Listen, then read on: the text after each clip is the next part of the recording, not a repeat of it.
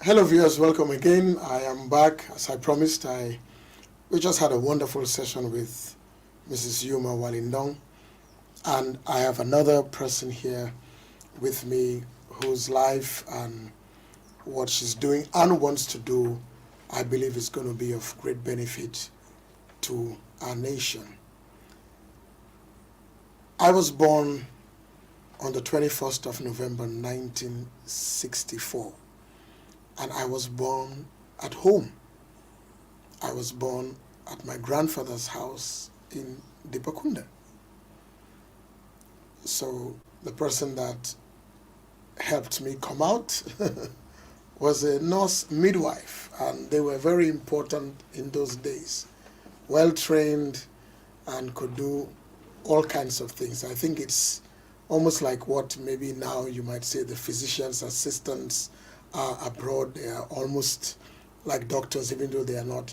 We also have nurses, trained nurses, registered nurses, midwives who are doing phenomenal jobs. They have the expertise, the experience. They catch so many babies. I think that's the term they use. They're catching babies. And they just help our lives to form. So nobody can say that a nurse midwife was not there in their birth. I have a nurse midwife sitting here. She joined the Forbes Academy for training in public speaking because of some of the things she wants to do. Very niche, very specific. And there are people that when they come into the TFA room, you can tell the determination, how driven they are, and the pleasantness too. So it makes our classes very interesting. Neneh Gulo is a registered nurse, midwife, and she's also the vice president of the Gambia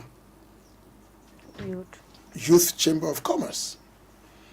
And I want to just chat with her as I always do, because as I keep saying, on JAAMA FM, radio, television, online, we are not doing any journalistic thing here. We are just chatting, at least with what I'm doing now. Many different programs will come along the line for youth, for women, for men, education, science, technology, marriage, agriculture, news, human rights, justice, peace, how to write a project, how to write a will, Bible study, preaching, singing, marriage counseling, anything. But at this point, it's just to talk to people, Gambian, non-Gambian, people who are resident here, and even people abroad who will be reaching online to just share what they're doing and their life story and some of their experiences. And Neneh, it's my pleasure having you here. Thank you so much for coming. And thank you to your husband who is really behind you, pushing you. It's a joy to have you. Neneh, why didn't you do architecture or singing? Is there anything in your family background with nursing, midwifery? Let's hear your story. Thank you, Pastor, for having me.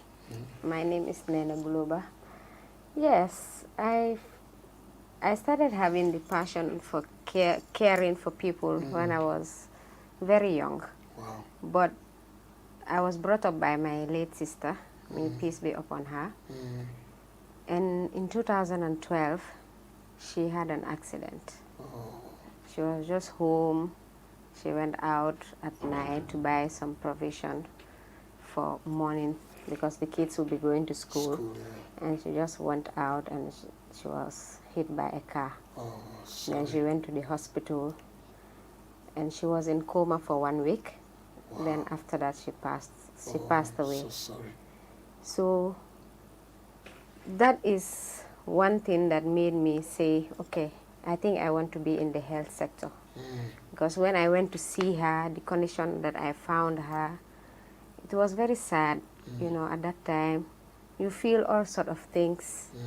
It was emotional. Yes, So I just said I want to be a doctor. And I would say I want to be like a bone doctor, yes, an orthopedic, yes, because she had these fractures and she, even on the head and the legs, and she eventually passed away. Oh, I'm so sorry. So I wanted to be an orthopedic. But I knew that I want to be in the health system. I want to help out, you know. So that is something that have triggered me. Wow. Yes. So like 12 years ago. Yes, 12 years ago, May 16. I will never forget that day. And you have pushed from then. Yes, and I was a science student, so it just made it easier. Okay. So you went through the SCN program? No, I went through the RN program, Okay, registered registered nursing. nurse. Yes, and I did that for 3 years. Then after that, I was posted to Basse. Okay, that looks like where Yeah. everybody has to go through bus. So I went to Basse. It was Yes. not easy. Before I went there, I was like thinking maybe that's a big village because I've never Yes. been out of the Combos. I was always around here. So I went to Basse and I loved it there. Wow. That place was just amazing. I had a Alright. nice time there. I was there working in the pediatric ward. And I was working with children, and I'm exposed to children and women and even neonates.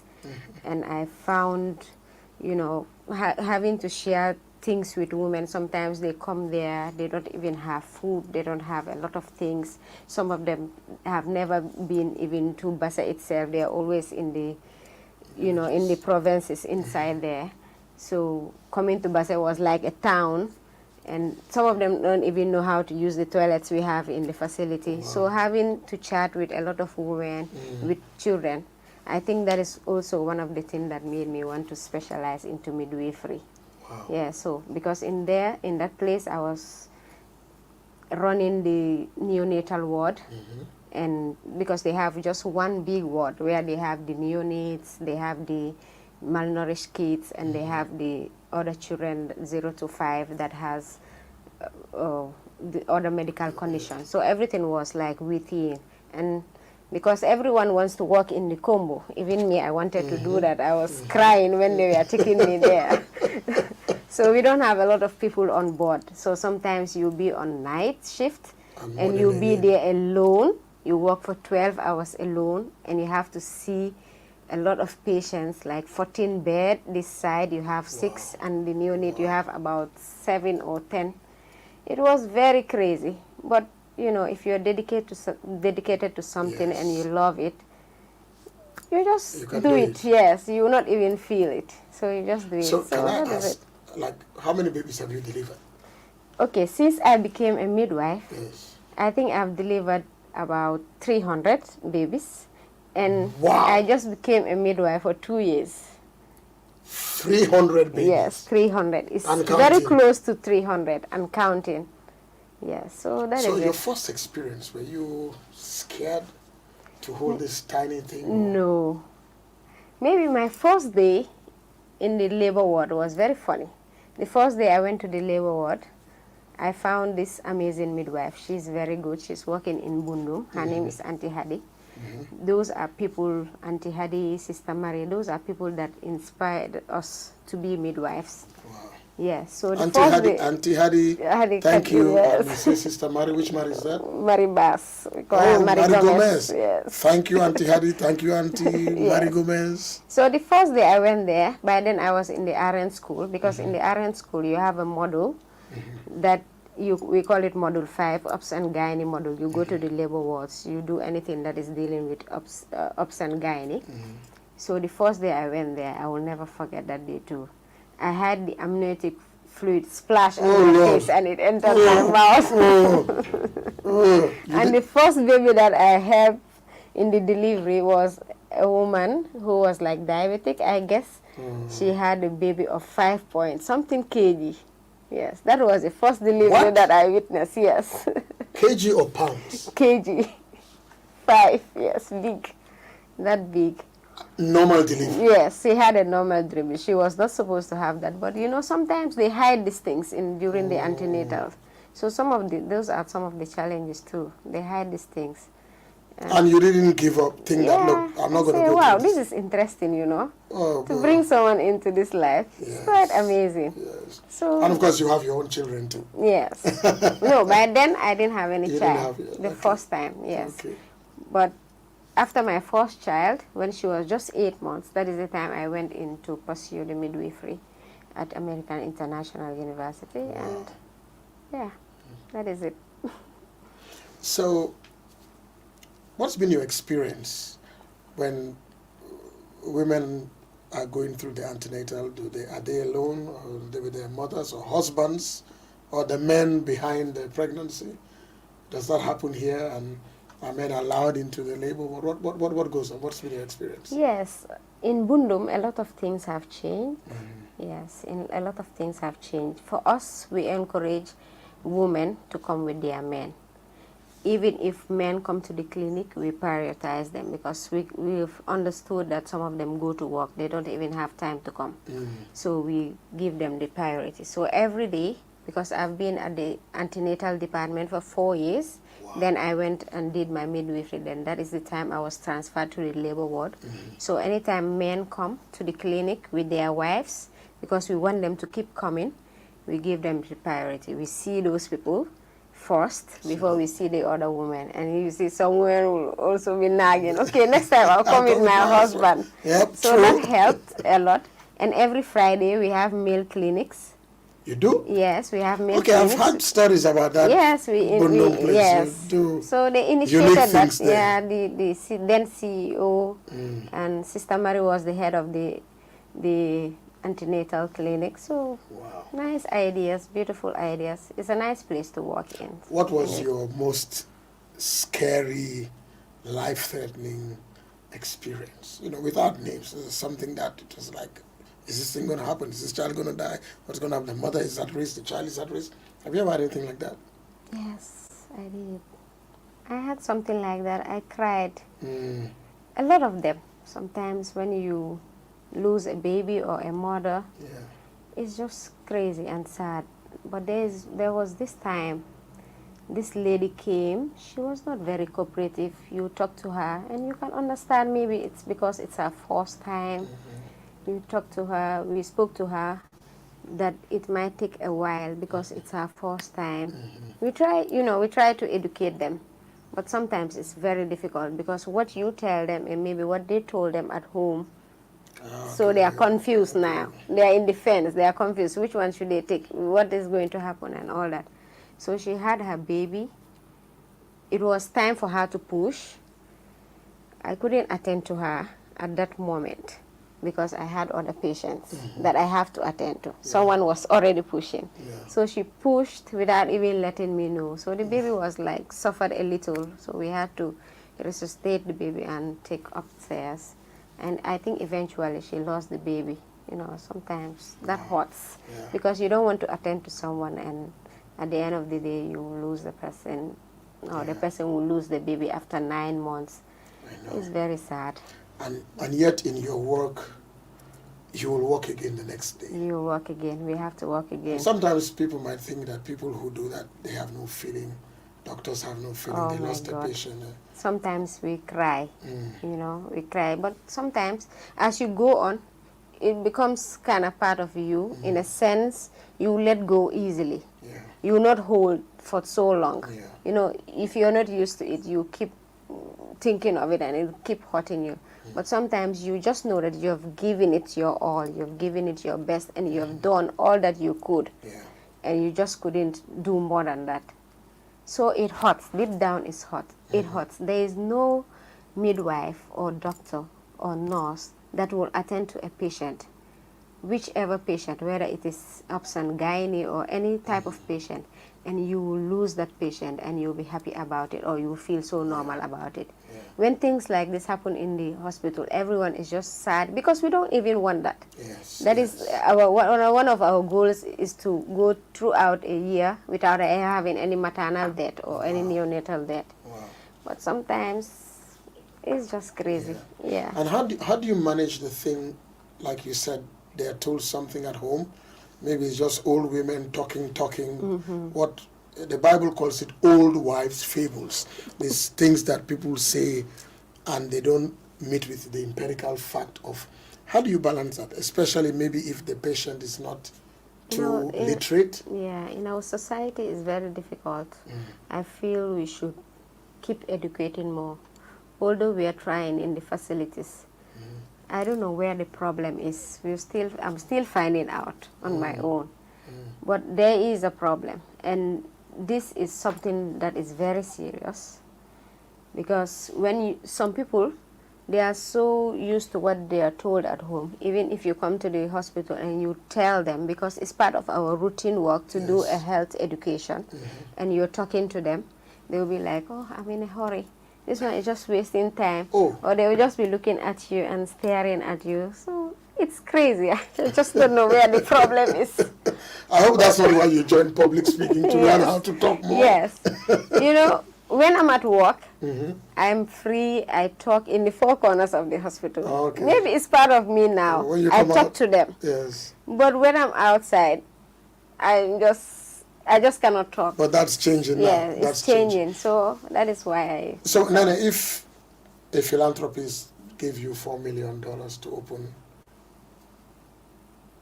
a clinic or something, where is your heart? What would you do? And who is your heart for? For me, I want, like I said, I want to do more of education. I believe if we educate this woman very well, with all the required things they need, you know, more of education. For me, that's where I'm going to focus on, more of education and sensitization. We create it at a time, maybe not to do a whole lot, maybe one-to-one, because sometimes some women, it's good you have a one-to-one. But because we have too many women, you cannot do all that. So you just come and give a general talk on something, maybe just to touch few points, and you leave them. Some women, they will not come and open up to you. They prefer to stay back, you know, and just keep their problems to themselves. But if we have things like where we'll be having sessions with them, that I think should be something that we should invest on. Education is very important, because if they are educated and they know a lot of things, I feel maternal mortality will reduce. Yeah. And so this thing of the husbands going with their wives in Buno, how, any funny stories you have for me here? It's like, hey, Mandumanyofi. Yes, we have it. But I think now the mindsets are changing. At first, they will just like, some of them during the clinic, they will come. But in the delivery, you see they will come with the wife, but they will not even enter the maternity ward, the labor ward. You understand why? Yes, that they will say, if you begin, there was a time we had patients, they will faint. We take them to A&E, we will settle them, then they will come back again. The husband will Yes, faint. the husband will faint. Because of what you're saying. We are men, we don't faint. Yes, some men faint. Oh my gosh. That thing is more powerful than being a man. I know. I had this experience once in one country where I was lecturing for an organization, and a surgery was about to take place, and we were asked if we wanted to go. I said I was fine, and there was this gentleman next to me, and he said it was fine. And the doctor said, well, are we sure? Because when they do the first cut, the blood, I said I was okay. So he was next to me. I'll never forget this story. We were just leaning on the wall, and we had the blue thing with the mask and everything. And the cut was going. I just saw the man was sliding down. He was sliding down, never done with it. Boom, he had passed out. I thought, hey, this man, put him on the table and cut him open. It's not easy. Yes, and outside of the hospital, what's your life like? I know you're a wife, you're a mother, but I just interviewed Yuma Wallington, who I think sees fashion and pattern everywhere. You and your husband, what's your life like? I hope it's not just all hospital, nurse, and 3 inches dilated, 5 inches centimeter, and oxytocin here and there. You know, you don't keep telling your husband, push. The life of a nurse or a midwife can be very boring.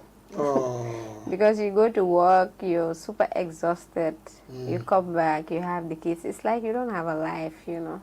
Wow. Sometimes, they halamiti. Yes. So, a scenario where you have done your shift and you've gone home, and you really are tired, maybe your husband is pressing your feet, you know, and then they call that there's an emergency here. Yeah, but maybe because I'm in a hospital setting, I don't have things like that. But maybe if you're in the provinces or you're in a minor facility where you stay in campus, like when we were in Basse, we used to have that. But you know, by then I was not a midwife. But things like that happen. But for me, because I'm in a hospital setting, I work on shift. Once my shift is over, I'll go home. But sometimes they can call me to ask, you haven't done this, or you did this, or you forgot to hand over this, something like that. Those, but they are not all the time. Sometimes it can happen, but they don't call me for an emergency. So what if there is a woman, Mrs. X, that delivered 4 years ago, and she's come back and she says, Kendo Malal, and Neneh Gulo, them len own nene, and it's not your shift, what happens? I will come. If they reach out to me, I will definitely come. Really? Yes, I will come. And my husband don't have a problem with that. Yeah. What do your kids want to do? Oh, I have 5 years, 3 years. Okay, so Yeah, so yeah. Wow. Yes. When you look at the community as a whole, is there any particular community that you're passionate about, that you want to reach out to in the country or even in the diaspora? Because it is said that even when people go to other countries, we still all come in our groups. So I know there is an Akua Association in London, there's a Sarawale community there, there is a Ghanaian community there, you know.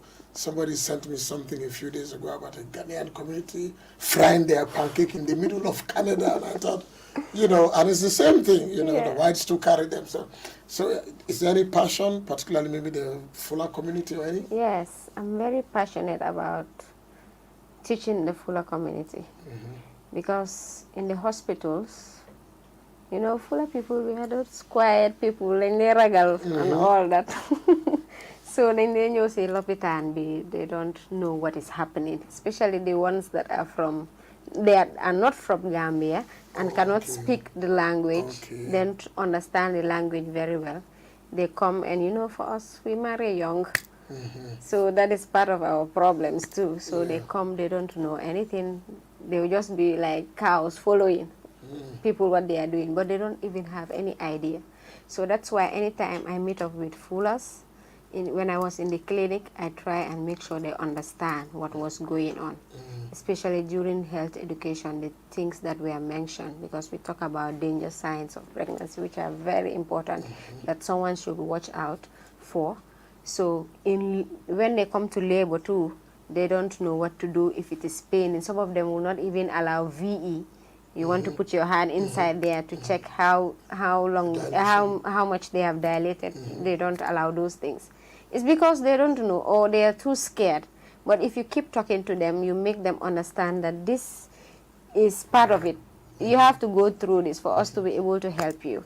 So for me, I want to target the Fuller community, but I think I have to work on my Fuller too. Okay. Yes. All right. Yeah, so I want to target them because they are young. Most of them are young, and they are lost, especially the ones that are not from here, because they cannot speak the language. They don't understand Wolof, and we use Wolof and Mandinka to communicate with, or English. Some of them, they understand French instead of English. Okay. So I want to reach out to them. So I'm thinking of starting a TikTok account that is going to target them. That would be fantastic. You know. That would be fantastic. And you'll be speaking in Fuller, of course. Yes, that's what I want to do. So you have to polish the Fuller. I'm polishing my Fuller. That's why it's taking long. Not just the JAAMA, right? Yeah. And but I need to ask you this question. I've met quite a number of Fuller people, of course. I'm a Gambian. I was born here, grew up here. There's something very calming, humbling about the Fullers. What? And of course, then there is the money part of it too, you know, and the shop. So what is it? How is the upbringing? Fuller upbringing. Did you go to the shop? No, I didn't go to the shop. Or is it the boys that go to the shop? Because me, when I was coming, my father was not having a shop. Okay. Yeah, so I was like brought up by my sister. Okay, you said so, yes. Yes, I didn't do the plate. I didn't do any of those things anyways.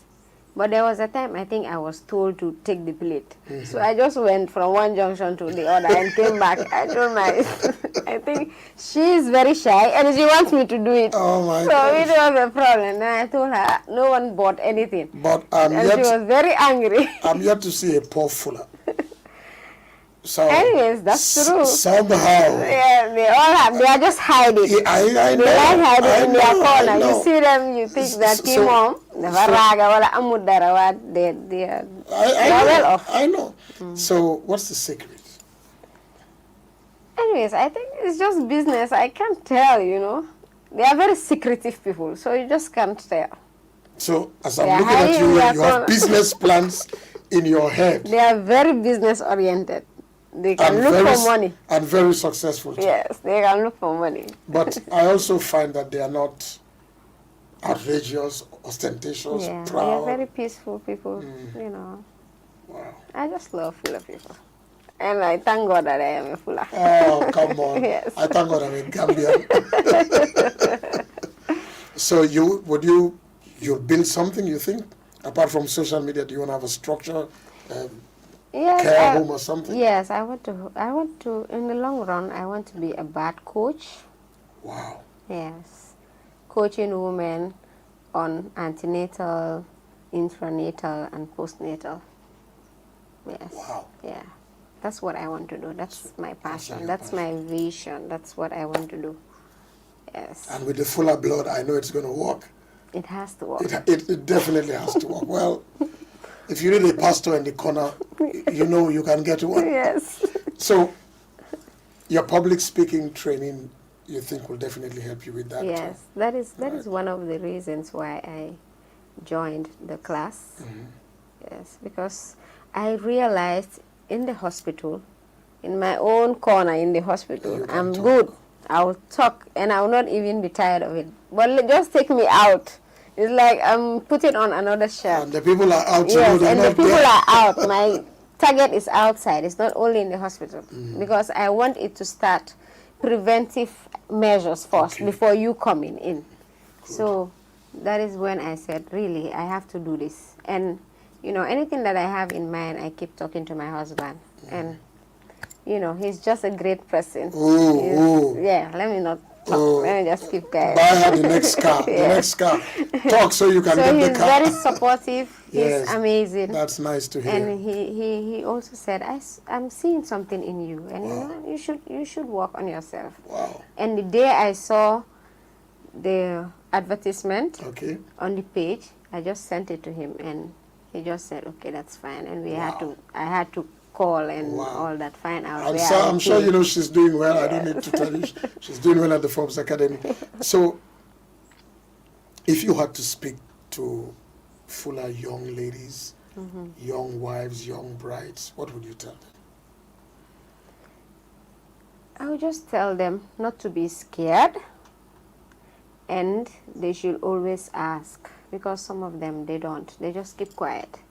If you have anything, just ask the right people and you will definitely be helped. They are just quiet, hiding, afraid.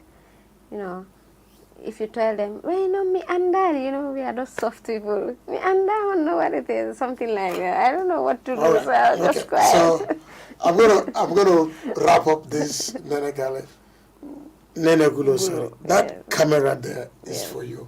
Okay. I'm going to pretend like I understand Fuller. So just talk from your heart to them.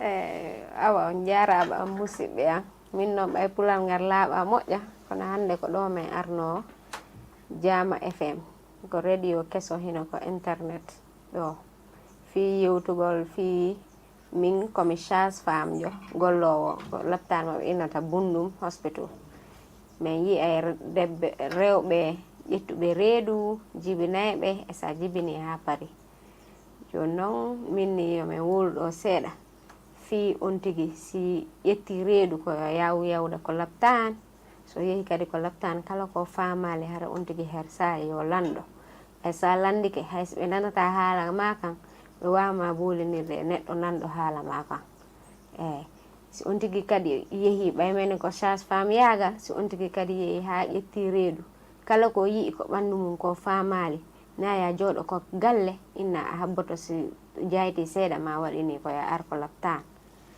ko ɗum ɗon mi marno ko mi wolana o so heɓi kadi kala landal hare mi imen ko laptan ko ɓe innata JAAMA Foundation on jarama. Wow, JAAMA, yes, that one I know, JAAMA. So, well, yes. Viewers, this is Mrs. Neneh Gulo, midwife, nurse, with a vision and a passion to bring transformation and education to everybody, particularly the young Fula women. Thank you so much. I'm not going to try and interpret what she said, but what she said is good. Take the information, do it well, contact her, and please start that TikTok channel.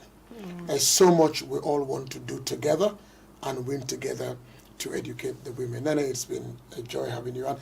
Next time, I want you to come with this husband that is pushing you so that we get to know. Yes. But thank you, sir. And Neneh, thank you on behalf of all the women, the mothers, the babies, the husbands. Thank you for what you do.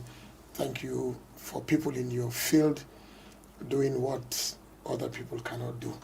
And for those who think you don't cry, you don't feel the loss of a child, a mother, anybody, I can imagine what it is. But we pray God's grace continually upon you people to strengthen you in what you do. Well, folks, this is it for tonight. Share it, repost it, share it to the Fula community, share it everywhere, especially the Fula community goes all the way to Mali, eh? Yeah, they are all over. We are everywhere in the world. The Fulanis, yes, we are everywhere. Wow. We are everywhere. All right. And some people will say anywhere you go to, you're going for adventure or to look for money. If you go and you do not see a Fula there, just come back. There is no. That place is I used not to nice. think it was a Nigerian, but now it's a Fula. It's a Fula. It's a Fula. And wow. That's great. Thank you so much. Yeah. Thank you so much. God bless. Pastor.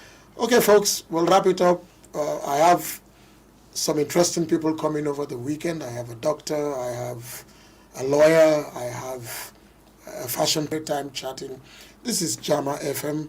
It's an internet, television, and radio station here at the Gateway Abiding Word Ministries.